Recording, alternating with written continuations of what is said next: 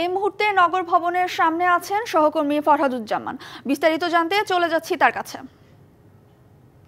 ফরহাদ, সেখানকার পরিস্থিতি কেমন দেখছেন আমাদের জানাবেন।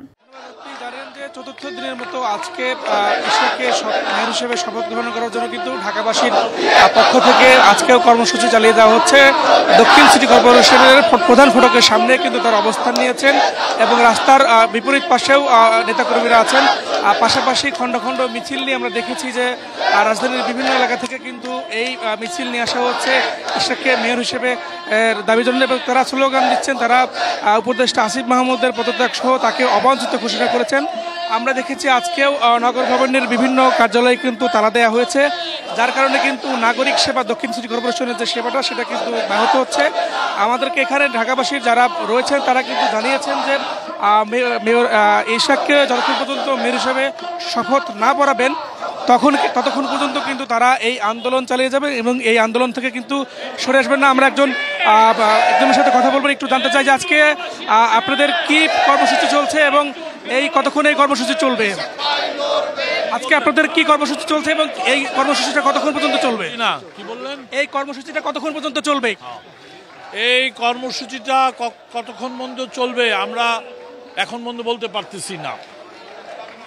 এটা আমাদের নেতৃবৃন্দরা আসবেন, যারা এটার সাথে জড়িত তারা আইসা বলতে পারবে। কালার এক্সপার্ট, জর্জ স্যাপ এবং মাইল্ড অন হ্যান্ডস টেকনোলজি সমৃদ্ধ অরিক্স ক্রিস্টাল ওয়াশ আপনার লন। এতে তো সিটি কর্পোরেশন সহ মানুষের কার্যক্রম ব্যাহত হচ্ছে, জনদুর্ভোগ তৈরি হচ্ছে। এটা আসলে এইভাবে কি করা উচিত হচ্ছে কিনা? অবশ্যই ব্যাহত হচ্ছে। এটা দায়িত্ব সরকার, স্থানীয় সরকার কোর্টের রায় দিছে, নির্বাচন কমিশন গেজেট করছে, এরপর আর একটা লোকের কোন স্বার্থে এটাকে শপথ করাচ্ছেন না? কার স্বার্থে? আজকে শপথ করাক, আমরা উঠে এক্ষুনি চলে যাব। এখনই বলুক যে কালকে বা পরশু দিন শপথ নেওয়া হবে, আমরা এক্ষুনি সব চলে যাব। আজকে কি আপনারা এখানে অবস্থান নেবেন নাকি কোথাও অন্য কোনো কর্মসূচি আছে? আমাদের বিক্ষোভ মিছিল আছে গতকালকার মতন। সচিবালয় ঘিরে আর কোনো কর্মসূচি আছে?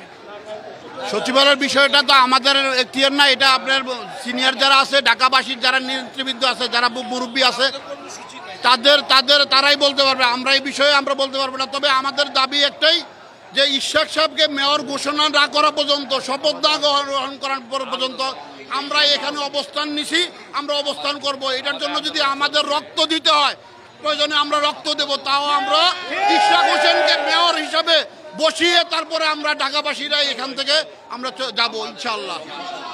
যে আপনি যেমনটা শুনতে পাচ্ছিলেন যে তারা কিন্তু এই সিটি কর্পোরেশনের সামনেই অবস্থান নিয়েছেন এবং যেহেতু বিভিন্ন ফটকে তালা ঝুলিয়ে দেওয়া হয়েছে, যার কারণে কিন্তু নাগরিক সেবা ব্যাহত হচ্ছে। এখানে যারা কর্মকর্তা কর্মচারী রয়েছেন তারাও এসে কিন্তু বাইরে অবস্থান নিয়েছেন। আমরা দেখেছি আইন শৃঙ্খলা বাহিনীও কিন্তু ভিতরে নিয়োজিত রয়েছে, পাশাপাশি আনসার সদস্যরাও রয়েছেন।